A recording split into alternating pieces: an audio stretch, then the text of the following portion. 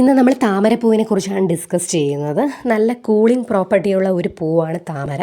തണുപ്പായതുകൊണ്ട് ചുട്ടുനിറലിലൊക്കെ ഇത് യൂസ് ചെയ്യുന്നുണ്ട്. വർണ്ണീയമായിട്ടുള്ള ഒരു പൂ കൂടിയാണ് താമരപ്പൂവ്.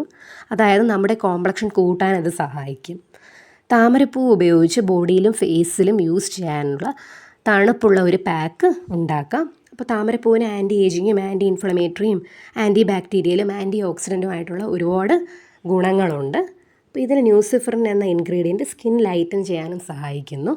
അപ്പോൾ ഈ പാക്ക് ഉണ്ടാക്കാൻ ആവശ്യമായിട്ടുള്ളത് താമരപ്പൂവ്, പാല്, കടലമാവ്, തേൻ എന്നിവയാണ്. അപ്പോൾ ഈ പാക്ക് നമ്മുടെ സ്കിൻ നന്നായിട്ട് ഹൈഡ്രേറ്റും മോയ്സ്ചറൈസും ചെയ്യാൻ സഹായിക്കുന്നു.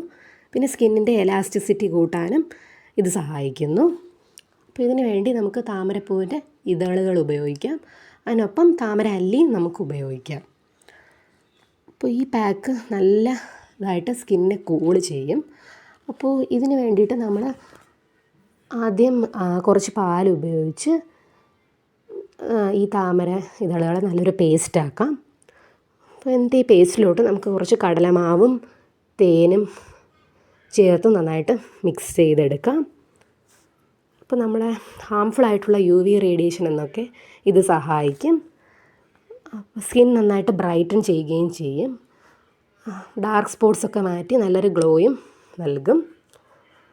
അപ്പോൾ നല്ലൊരു റേഡിയൻറ്റും ഫ്രഷും റിജുവനേറ്റഡുമായിട്ടുള്ള ഒരു സ്കിന്നിന് നമുക്ക് ഈ പാക്ക് ട്രൈ ചെയ്യാം.